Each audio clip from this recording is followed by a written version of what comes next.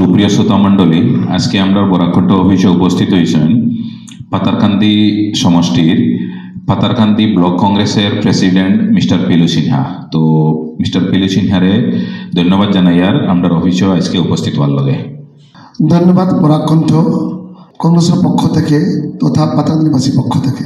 তো আপনারা নিশ্চয় জানেন যে এই পঞ্চায়েত ইলেকশন উপলক্ষে আমরা প্রত্যেক দলের প্রতিনিধি বা প্রত্যেক দলের যারা কন্টেন্ডার যারা আছেন সবরে আমরা এইখানে আমরা ইনভাইট করি আমরা অফিসে এখানে আনাই তানতানোর কী ধরনের প্রস্তুতি চলে কী ধরনের ক্যাম্পেইন চলে ওটার উপরে ডিসকাশন করার লগে অ্যাকর্ডিংলি আমরা আজকে পিলু সিনহারে এইখানে আনাইছি। তো মিস্টার পিলু সিনহার কাছে সর্বপ্রথম প্রশ্ন হইল গিয়া, যেহেতু পাতারকান্দি সমষ্টি একটা অত্যন্ত বড় একটা সমষ্টি, আর আপনি এই সমষ্টির ফ্রন্ট থেকে আপনি এটারে লিড লইয়া কংগ্রেস দলের ওয়ার্ক করিয়া যাইতরা, তো আপনার কিতা মনে হয় এই সমষ্টিতে আপনার কতটুকু আশাবাদী যে পঞ্চায়েত ইলেকশনও আপনারা একটা পালা একটা বুট পাইবা বা আপনার প্রতিনিধি কয়েকটা জেলা পরিষদ হোক বা প্রেসিডেন্ট বা আঞ্চলিক পঞ্চায়েত থেকে আপনি জিতাইয়া আনতে পারবা বলে আপনার কতটুকু আশাবাদী? আমরা 4টাই জেলা পরিষদ দিয়েছিলাম নমিনেশন। আপনার চান্দিরা জেলা পরিষদে আমরা প্রদীপ কলাকে দিয়েছিলাম, লোয়ারপোয়া জেলা পরিষদে চন্দন পালকে দিয়েছিলাম। নতুন যে সৃষ্টি হয়েছে 2টা জেলা পরিষদ, নাম হল একটা রাধাপের জেলা পরিষদ, সেখানে আমরা বিজয়া সিনহাকে দিয়েছি। আর তোর সঙ্গে আমরা নতুন আরেকটা জেলা পরিষদ নামকরণ হয়েছে কানাইনগর ফাঁকুয়া, সেখানে আমরা পৌশালী দেবনাথকে ক্যান্ডিডেট করেছি এবং আমরা সব জাতি জনগোষ্ঠীকে 4 ভাগে ভাগ করে আমরা প্রার্থী করেছি। এবং হঠাৎ করে যে পঞ্চায়েত ঘোষণা হলো আমরা সবাই উৎকণ্ঠায় ছিলাম যে কবে হবে না। তার মধ্যে আপনারা জানেন পাতারকান্দি ডিমিনেশনের পরে ভৌগোলিকভাবে যেভাবে করা হয়েছে, কোথায় থেকে কোথায় নিয়ে এসে পাতারকান্দিকে প্রায় খণ্ড বিখণ্ড করা হয়েছে।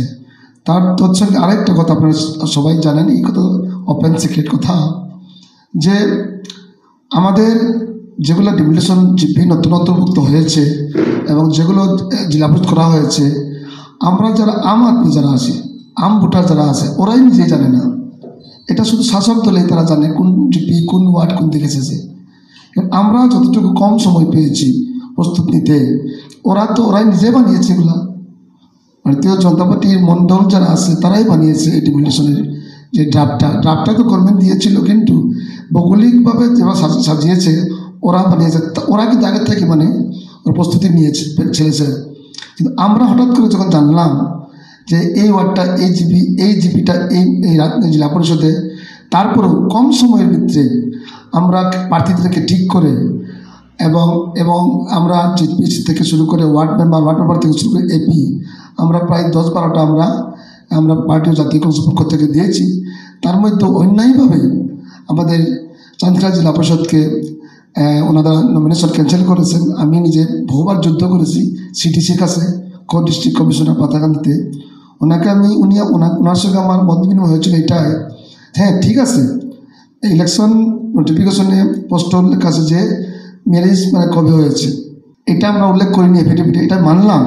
কিন্তু এটাও মানা দরকার, যারা ম্যারেজ সার্টিফিকেট প্রডিউস করেনি তাদের জন্য এটা করা প্রয়োজন ছিল। আমরা কিন্তু সেই প্রদীপগোলা জেলা পরিষদের সময় আমরা ম্যারেজ সার্টিফিকেট, গভর্নমেন্টের ম্যারেজ সার্টিফিকেট জমা দিয়েছিলাম। তার যদি ম্যারেজ সার্টিফিকেট দিয়েছি তাহলে এটার কী প্রয়োজন মনে করতে হবে। কিন্তু অন্যায়ভাবে ষড়যন্ত্র করে আমাদের ক্যান্ডিডেটকে নমিনেশন ক্যান্সেল করা হয়েছে। তারপরে চন্দন দাস, উনি একজন উচ্চশিক্ষিত মানুষ এবং উনি জাতীয় কংগ্রেসের বিভিন্ন পদে ছিলেন এবং একজন ভালো কর্মী। উনি নিজের থেকে ইচ্ছা প্রকাশ করে ওনাকে আমরা প্রার্থী করেছিলাম। কিন্তু হঠাৎ করে ওনাকে বই দেখিয়ে, বৃত্তি দেখিয়ে, বিভিন্ন কিছু দেখিয়ে, যেহেতু একটু উনি পিছপড়া একটা জিপিতে বসবাস করেন, ওনারা তো পয়সার খেলা না কি জানি না, আমি এটা অত ক্লিয়ার না, যেহেতু আমাকে বলিনি। তো আমি যেটা প্রত্যক্ষ, যেগুলো আমাদের আজ পর্যন্ত যেগুলো এপি মেম্বার জিপি খেলছে ওনাদেরকে বই দেখানো হচ্ছে এবং এগুলাকে প্রতিহত করে আমি 2টা জেলা পরিষদ বজায় রেখেছি। রাধাপের জেলা পরিষদে বিজয়া সিনহা এবং কানাইনগর ফাঁকুয়া জেলা পরিষদে আমাদের পৌশালী দেবনাথ এবং কিছু এপি দিয়েছি। আমরা এই 2 জেলা পরিষদ, এই এপি সদস্য, এই ওয়ার্ড মেম্বার আমরা বিপুল ভোটে জয়ী হব। কারণ আপনারা দেখছেন নিশ্চয় মিডিয়ার মানুষ, আমি একটা অভিযান শুরু করেছি, ঘর চলো অভিযান। সেই অভিযানে আমি প্রতিটি ঘরে গিয়ে ওনাদেরকে এই যে 10 বছরে যে দুর্নীতি হয়েছে পাতাকান্দিতে, আমি একটা স্টেক দিয়েছি এবং মানুষের যেগুলো ভয় পেয়ে কিছু বলতো না, আমি এগুলো তুলে ধরেছি যে পাতাকান্দি মনে হয় আসামের ভিতরে সবচেয়ে বেশি দুর্নীতি হয়েছে পাতাকান্দি সমষ্টিতে। এইগুলো তুলে যখন ধরছি আমি আর প্রমাণ দেখিয়ে দিয়েছি, তখন এই আম ভোটার জাতি ধর্ম নির্বিশেষে আম ভোটার কংগ্রেসের পক্ষে ওনারা ভোট দেবেন বলে কথা দিয়েছেন এবং আমার সঙ্গে বেরিয়ে ওরা আমাদের জন্য কাজ করছেন। এই জন্য আমি আশাবাদী, আমি যে পার্সেন্টেজের টিকিট দিয়েছি এই পার্সেন্টেজ মতে যদি আমি চাই তাহলে আমার একটা ভালো একটা পার্সেন্টেজ আমরা জিতে আসবো জেলা পরিষদ এবং এপি এবং ওয়ার্ড মেম্বারে। তো আপনি কইতরা যে মানে পাতারকান্দি যেটা সমষ্টির দুর্নীতি হয়েছে অনেক বেশি, কিন্তু এই পাতারকান্দি সমষ্টির জনগণে তো বর্তমান করে যে এখানের বিধায়ক তথা বর্তমান আসামের মন্ত্রী মিস্টার কৃষ্ণেন্দু পালরে তো খাওয়া হয় যে সর্বকালের সর্বশ্রেষ্ঠ বিধায়ক। যদি তাই দুর্নীতি করতো তাইলে তো জনগণে তো তানে সর্বকালের সর্বশ্রেষ্ঠ বিধায়ক হইল না, অনেক নিশ্চয় কিছু একটা কাজ করছেন, গতিকেও তো মানুষ তানে এই ট্যাগটা দিয়া দিছে। এটা সম্পর্কে আপনি কিতাব হইতে চান? দেখুন, পাতাকান্দি আমার মাতৃভূমি, আমিও পাতাকান্দি ছেলে, আমি বাইরের ছেলে নয়, পাতাকান্দি টাউনের ছেলে আমি। আর উন্নতি কী হয়েছে সর্বকালের সর্বশ্রেষ্ঠ, এটা তো একটা শ্রেণী বললে তো হবে না, একটা পার্টি বললে হবে না, সব শ্রেণী সব জাতি সব জনগোষ্ঠী বলতে হবে যে সর্বকাল সর্বশ্রেষ্ঠ। আপনারা দেখেন, রাস্তা বানিয়ে মানে সর্বকালের সর্বশ্রেষ্ঠ হওয়া যায় না। রাস্তা বানান দেখেন, আমাদের বদরপুরের যে এমএলএ আমাদের আজিজ সাহেব, উনি মনে হয় একটা মানে পিরিয়ডে মানে 1 মাস না 2 মাস এমএলএ হওয়ার পরে ছিলেন, তারপরে উনি প্রায় আজকে 4.5 বছর ধরে উনি বিশ্বনাথে, কিন্তু রাস্তা তো সেই বদরপুরও হচ্ছে। পাতাকান্দি যে রাস্তা করে উন্নতি করা হয়, তো বদরপুরও রাস্তা হচ্ছে। আর উন্নতি মানে কারা বলা হয়, রাস্তা তো একটা প্রক্রিয়া, এটা সরকার আসতে যে আসুক থাকুক তার সঙ্গে কোনো প্রয়োজন। হ্যাঁ, কোনো সময় কোনো সরকার একটু বেশি রাস্তা কাজ অ্যালটমেন্টটা বেশি, এটা আমি মানি, হয়তো রাস্তা কিছু কাজ হয়েছে, এটাও মানলাম। কিন্তু রাস্তা মানে এটা বৃষ্টি হবে, এবার আবার ভাঙবে, আবার বানানো হবে, আর এক সরকার আসবে আবার বানাবে, এটা প্রক্রিয়া, এটা গভর্নমেন্ট প্রক্রিয়া একটা। তার জন্য ডিভিশন আছে, সাব ডিভিশন অফিস আছে, চিফ অফিস আছে, এডিশনাল চিফ অফিস। ওনাদের কাজই হলো রাস্তা খুঁজে বের করে রাস্তা বানানো। এটা ডেভেলপমেন্টের মধ্যে একটা পরিণাম আমি মনে করি। ডেভেলপমেন্ট কাকে বলে? পাতাকান্দি একটি 1905 একটি রেভিনিউ মানে বরাকের একটি মানে শ্রেষ্ঠ জায়গা। এখানে আমাদের পিডাব্লিউ অফিস দেখেন, সেখানে আমাদের কোয়ার্টার থেকে শুরু করে অফিস আছে।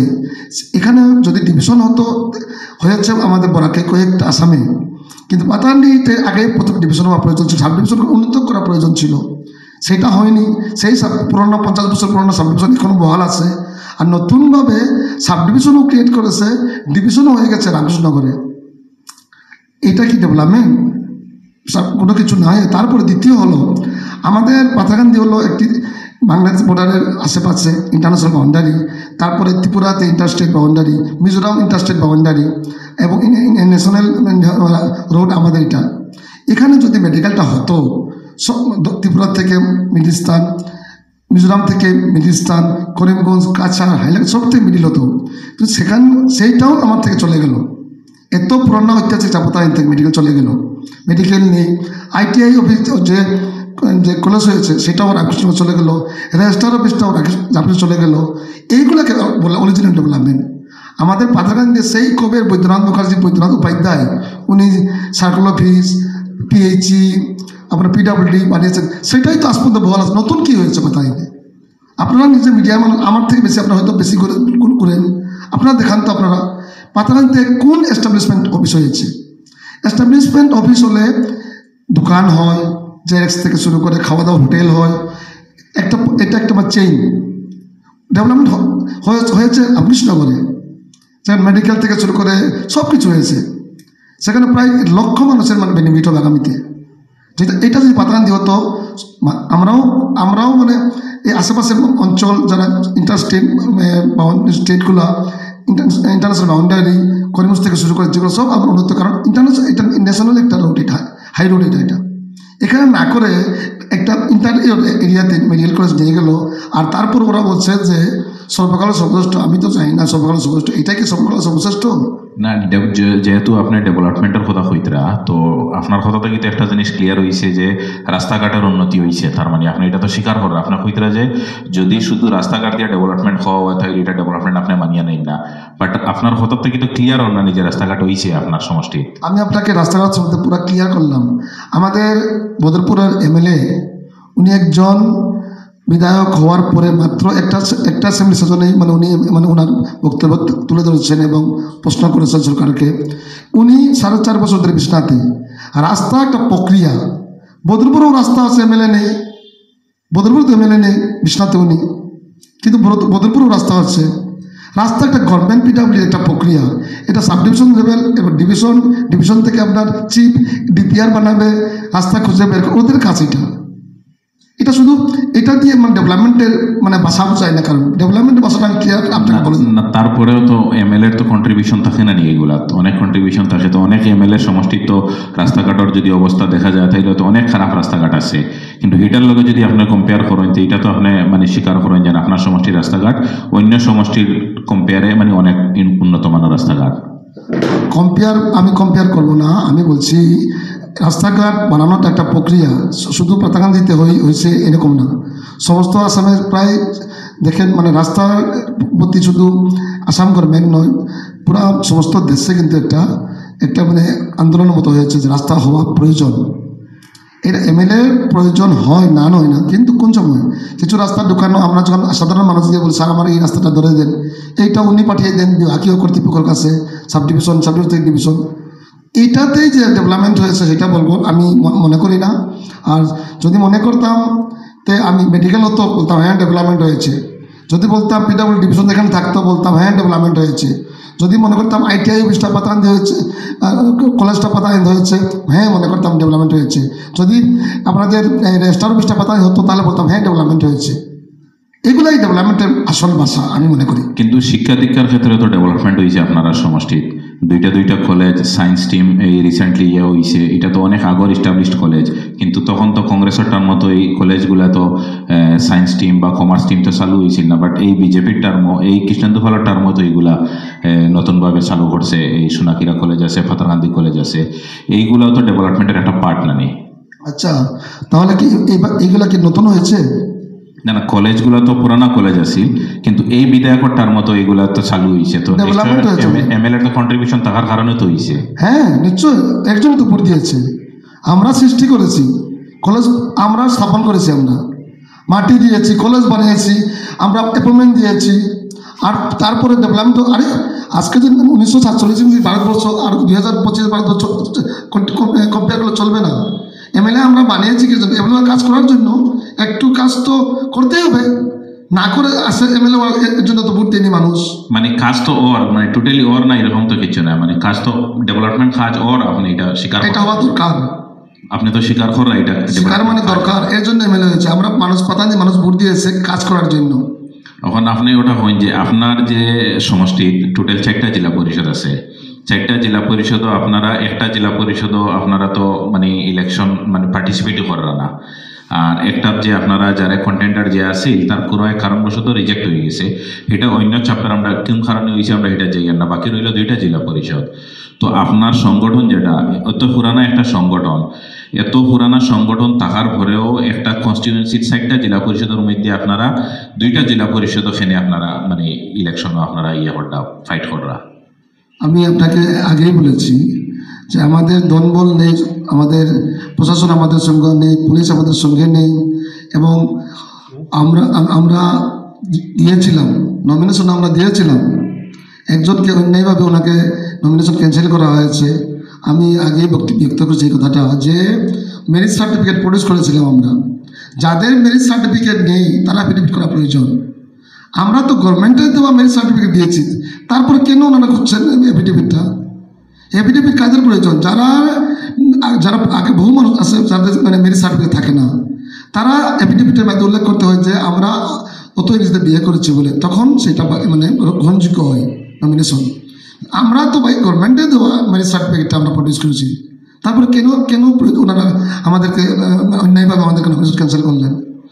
এই পার্টিকুলার এই জেলা পরিষদটা আমরা ছাড়ি দিলাম, মনে করলাম আচ্ছা ঠিক আছে আপনারা কোনো এক কারণবশত বা কোনো একটা কনস্পিরেসি হয়েছে আপনার সাথে, আপনার কথা মতো আমি দড়িয়ে নিলাম, বাট বাকি যে আরেকটা জেলা পরিষদ আপনারা যেন ক্যান্ডিডেটও দিতে পারলেন না, এটা সম্পর্কে আপনি কি বলবেন? আমরা ক্যান্ডিডেট দিয়েছিলাম, নমিনেশনও দিয়েছিলাম। চন্দন কুমার দাস শিক্ষাবিদ একজন, সম্মানীয় ব্যক্তি একজন, পাটনি পরিষদের সঙ্গে উৎপ্রুতভাবে জড়িত। ওনাকে যাই না, আমি তো ওনার সঙ্গে সম্পর্কে ছিলাম। আমি বলেছিলাম আপনি আসেন, আমি যেগুলো স্কুটিনি করার প্রয়োজন করব, আমি নিজেই আমি নমিনেশন ওনাকে নিয়ে দিয়েছি, আপনারা দেখেছেন টিভি পেপারের মাধ্যমে। কিন্তু এটা শুধু পাতারানি ধরিনি, সমস্ত আসামে বই বৃত্তি দেখিয়ে ধমকিয়ে রাত্রে ঘরে ঘেরাও করে এবং আরও কিছু বহুত কিছু যা আমি বলতে চাই না, আমার কাছে তথ্য আছে।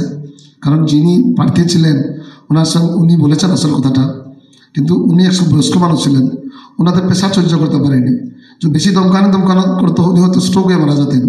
তার চেয়ে ফ্যামিলি মানুষও বলছে যে এত পেশা সহ্য করে খেলাটা আমাদের জন্য সম্ভব হবে না। কারণ এই যে সংস্কৃতি চলছে আমাদের হাতাকান্দি তথা বিশেষ করে পাতাকান্দি, বই দেখানো, ধমকি দেওয়া, প্রলোভন দেওয়া, অরুণোদয় থেকে নাম কাটবো, ইন্দিরাবাস থেকে নাম কাটবো এবং আপনার পেনশন আটকে দিব, এগুলো থেকে সাধারণ মানুষ যারা শিক্ষাবিদ বয়স্ক মানুষ তারা এগুলোর থেকে একটু বিরত থাকে।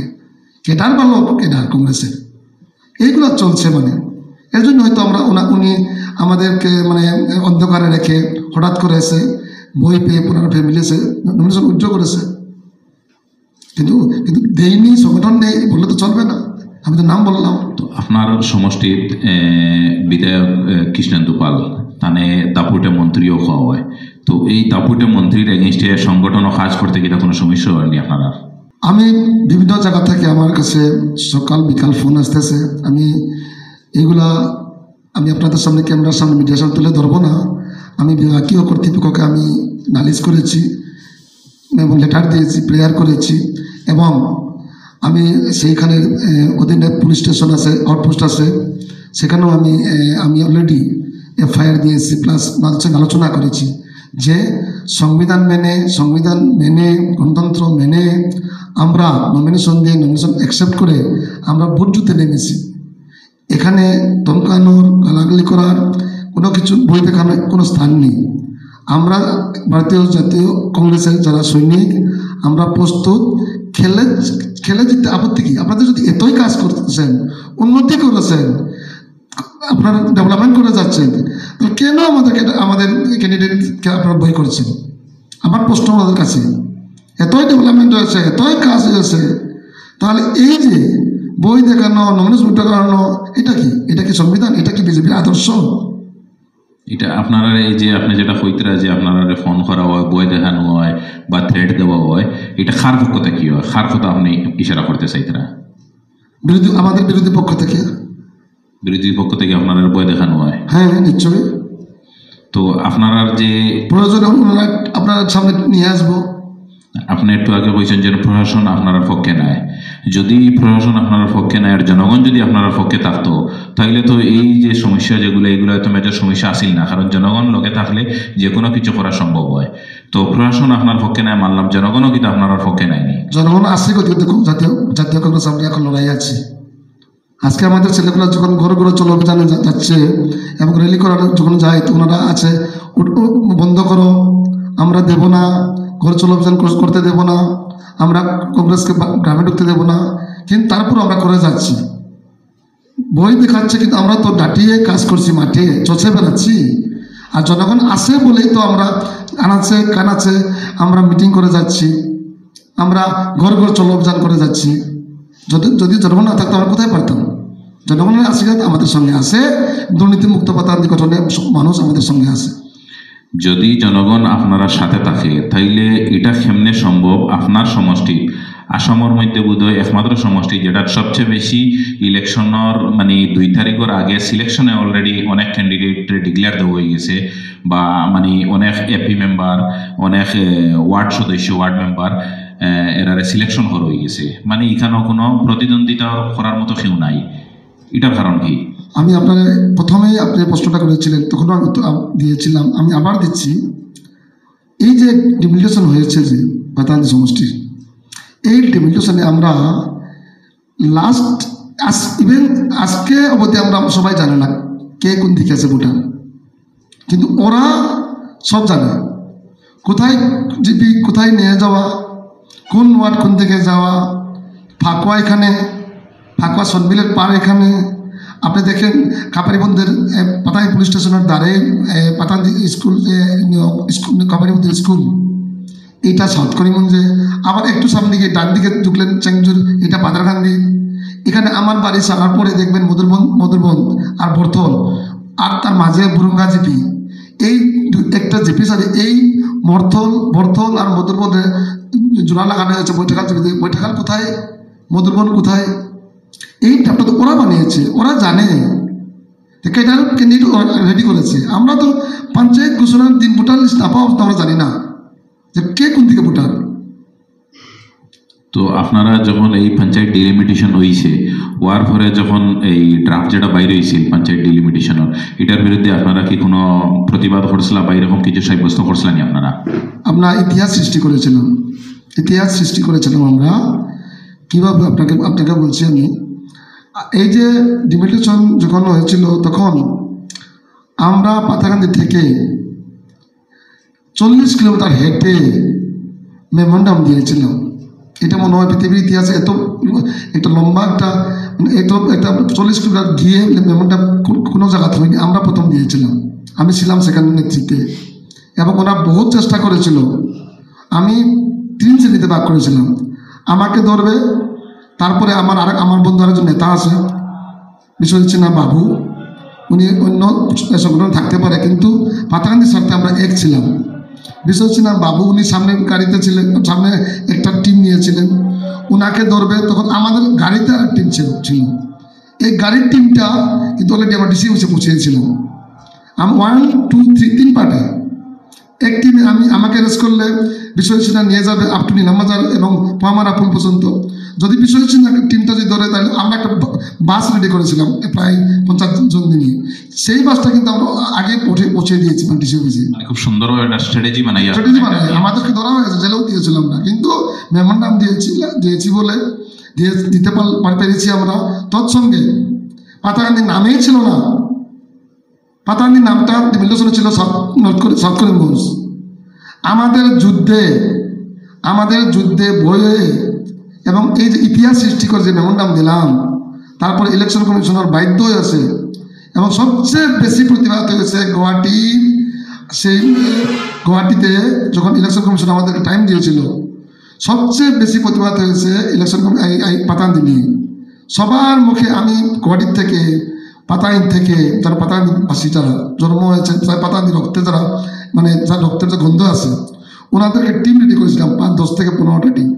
সবার মুখে একটাই কথা ছিল যে পাতাকান্দির নাম বহাল রাখতে হবে। लास्ट टाइम में इलेक्शन कमिश्नर बाध्य हुए बोल रहे थे भैया चिंता मत करो, इतना कंप्लेन आ गया, इतना मेल आ गया, इतना मेल किया आप लोगों ने, जीना हराम कर दिया। हम लोग ऑलरेडी डिसीजन ले चुके हैं कि पाताकांदी का नाम बहाल रखेंगे और उसका चिंता मत करो वीडियो से। আর আমরা যখন এই কষ্ট করে নাম রাখলাম তখন আবার বিরোধী পক্ষ করছে আমার স্যারে সব করছে বলে। আর যদি করতো তারা ভদ্রপুর নাম কই গেল, ভদ্রপুর নাম তো নামও নাই। আমাদের যুদ্ধের লাগিয়া আমাদের পাতাকান্দির মানুষ যারা বইপুত্র কে আমার মতো পাতাকান্দি যে বা যারা পাতাকান্দির জন্ম হয়েছে তারা প্রত্যেকেই বইপুত্র, তাই যে জাতি হোক যে ধর্মেরই হোক, যে ছেলেরা মেয়েরা মারা বোনেরা যারা পাতাকান্দির জন্ম নিয়েছে তারাই পাতাকান্দির বইপুত্র। এখানে কোনো জাতির কথা নেই, এখানে কোনো ধর্মের কথা নেই।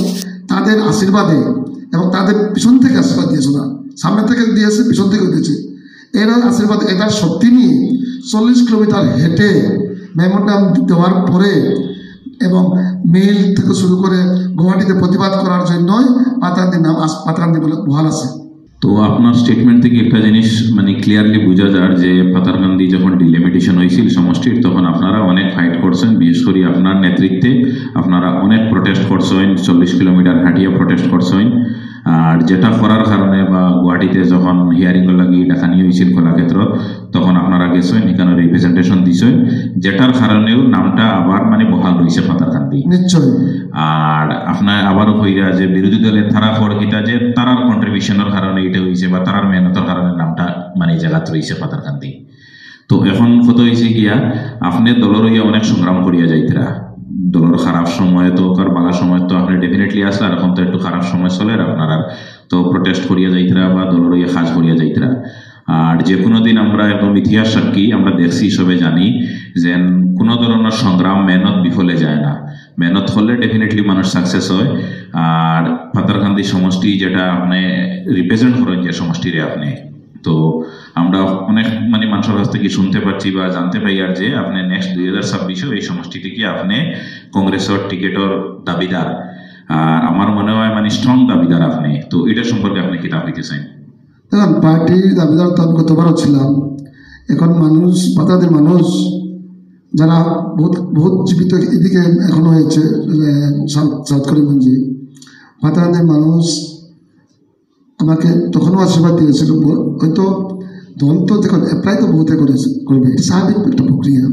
একটা পার্টিতে একটা টিকিটের জন্য একজন একটা সিটে প্রায় 4-5 জন ক্যান্ডিডেট থাকে, একজনকে বাঁচতেই হবে দল। কিন্তু আমি দল টিকিট না দেওয়ার পরেও আজকে এই ভারতীয় জাতীয় কংগ্রেসের একজন সৈনিক হিসাবে আমি কাজ করে যাচ্ছি। টিকিট দল দেবে না দেবে এটা আমার কোনো ম্যাটার নয়। আমি দল যেভাবে দায়িত্ব দিয়েছে, আমাকে স্টেটও দায়িত্ব দিয়েছিল, আমি সুন্দরভাবে পালন করেছি। স্টেট থেকে আমাকে আবার পাঠানো হয়েছে আমাকে গুরু দায়িত্ব দিয়ে, আমি সেগুলা করে যাচ্ছি। দল হলো যা করবে, দল মানে যেখানে বলবে যা করবে সেটাই আমি আমার জন্য একটা আদেশ বলে মনে করি। টিকিট দিলে নিশ্চয়ই আমি থাকবো, এবং টিকিট যদি দলে দেয়, আমি না দেওয়ার যখন 21 দিলাম টিকিট দিইনি তখনও কিন্তু আমি দলের জন্য কাজ করেছি। 26 দলে যদি আমি টিকিট না দিই তখনও আমি কাজ করব। তবে একজন ভারতের এবং পাতাকান্দির একজন গণতান্ত্রিক ছেলে যাবে এবং পাতাকান্দির ভূমিপুত্র হিসাবে এবং পাতাকান্দির একজন ভারতীয় জাতীয় কংগ্রেসের সৈনিক হিসাবে আমি অ্যাপ্লাই করার যেটা আমি করবো, এবং যদি আমাকে বলে খেলার জন্য তো আমি খেলবো। আশা করি পাতাকান্দির মানুষ আশীর্বাদ করবে, এবং চোখে দুঃখে আগেও ছিল এখনও থাকবে, এবং টিকিট যা ঠিক করবে এটা দল ঠিক করবে। আপনার উপরে একটা এলিগেশন, যেটা মানে অত্যন্ত বড় একটা এলিগেশন, অনেক সময় সোশ্যাল মিডিয়ার মাধ্যমে দেখা যায় বা অনেক মানুষের কয় যে এলিগেশনটা হইল গিয়া যে বর্তমান পাতারকান্দির বিধায়কের সাথে আপনার কিটা একটা ইলু একটা রিলেশন আছে, এটা সম্পর্কে আপনি কি দাবি দিতেছেন? আমার নাম অ্যাকচুয়ালি ইলু, আমার নাম পিলু আর ইলু। এই যে কথাটা যে এতদিন ভাইরাল না করে হঠাৎ করে ইলেকশনের মাঝে আমার প্রচার মানে ঘর চলো অভিযানের মাঝে প্রচার করার উদ্দেশ্যটা কি? তারা আসলে বই পেয়ে গেছে আমার কাজ করার স্টাইল, দলকে এগিয়ে নেওয়া, মানুষের সঙ্গে মেশানো, মানুষ যেভাবে সমর্থন পেয়েছে যেভাবে পেয়ে যাচ্ছি আমি, তাছাড়া হঠাৎ করে মানে ওরা বই পেয়ে গেছে এই মানুষটা থাকলে তো আমাদের প্রবলেম হবে। আমি একজন ঠিকাদার, আমি কংগ্রেসের সৈনিকের আগে কিন্তু আমি একজন ক্লাস 1A ঠিকাদার। তাই পাতাকান্দির একজন ছেলেই যাবে, পাতাকান্দির একজন যখন মন্ত্রী হয়েছে আমি সংবর্ধনা দিতেও পারি, এটা কোনো অন্যায় নয়। কয়েকদিন আগে আমাদের দলের নেতা গৌরব গগৈ এবং দিলীপ শইকীয়া একসঙ্গে মঞ্চে ছিলেন। তার মানে এটা নয় যে দিলীপ শইকীয়া কংগ্রেস জয়েন করেছে। হ্যাঁ, আমার কিছু কথা, যেহেতু আমি ক্লাস 1 ঠিকাদার, আমি যখন বিভাগীয় অফিসদারদের সঙ্গে আলোচনা করে বিভিন্ন কাজ নিয়ে যাই, তো ওনারা বলে দেখুন উনি তো বর্তমানে মন্ত্রী হয়েছেন, আপনিও যেহেতু কাজগুলো করছেন এক কাজ করেন আপনি একবার দেখা করেন। আমি সেই মর্মে, আমার গুয়াহাটিতে বাসা আছে, এমএলএ সেল থেকে আমার বাসা মাত্র 100 মিটার দূরে, ইচ্ছা করলে দিল্লি যেতে পারতাম, সেখানে সিসিটিভি আছে। আমি টোটালি 10 বছর মাত্র 2বার গিয়েছিলাম, এটাও পাতাকান্দির স্বার্থে, পাতাকান্দি মানুষের স্বার্থে, একটা আমি নিজের স্বার্থে। যেটা মানে বলতে পারি যে যেহেতু আমাদের একটা আলোচনা হয়েছিল যে উনি বিভাগীয় মন্ত্রী হয়েছে, মানুষ একটা আলোচনা করেন, এই আলোচনা করতে আমি ওনাকে গিয়েছিলাম। তৎসঙ্গে আমি ওনাকে পাতাকান্দির ছেলে যাবে সবনা দিতেই পারে, এটা কোনো বড় কথা নয়। এটা ভাইরাল করা মানে কি? এটা ভাইরাল করা একটা হাস্যকর, তার মানে আমাকে বই পেয়েছে। আরে কংগ্রেস বিজেপি এটা তো সংগঠন লাইনে আমরা সংগঠন করি, ভাতৃত্ববোধ তো আছে। এই যে দিলীপ শইকীয়া গৌরব গগৈ যে চা খাওয়া, এটা কি একজনে কি একজন পাঠিয়েছে? এরকম কিছু নয়। এটার একমাত্র কারণটা হলো ওরা, আমার কোনো ইলুলু নেই, আমি পিলু, আমি ইলুলু মানি না, আমি পিলু পিলু আর বাবার নাম প্রতাপ সিনহা। আমার কোনো ইলু পিলু নেই, শুধু পিলুই আছে, প্রতাপই আছে। আর লগে আমি ভারতীয় জাতীয় কংগ্রেসের একজন সৈনিক, জাতীয় কংগ্রেসের আদর্শ নিয়ে কাজ করছি, কাজ করে যাব, সেখানে কোনো ইলুর কোনো কথা নেই। ধন্যবাদ পিলু সিনহা সাহেব, আমরা ডাকে সাড়া দিয়া আপনার অত্যন্ত ব্যস্ততার মাঝে সময় দেওয়ার লগে। কারণ যেহেতু পাদারকান্দি সমষ্টির মানে কংগ্রেসের আজকের ডেটে আমরা যতটুকু জানি যে এলা বড় ধরনের কোনো লিডারশিপ নাই। আপনি এটার এই খারাপ সময় আপনিও নিজে ফ্রন্ট লাইনতে গিয়া মানে ফ্রন্ট লাইনও একদম সৈনিকের মতো খাড়া হইয়া এটারে যে কংগ্রেসের যে মিশন যেটা এটারে ক্যারি ফরওয়ার্ড করিয়া লইয়া যাইতরা। তো আপনার উজ্জ্বল ভবিষ্যৎ কামনা করিয়া আবার বরাকণ্ঠ পরিবারের পক্ষ থেকে ধন্যবাদ জানাই। আজকের মতো এখানে সমাপ্ত করলাম। থ্যাংক ইউ, জয় হিন্দ। ধন্যবাদ।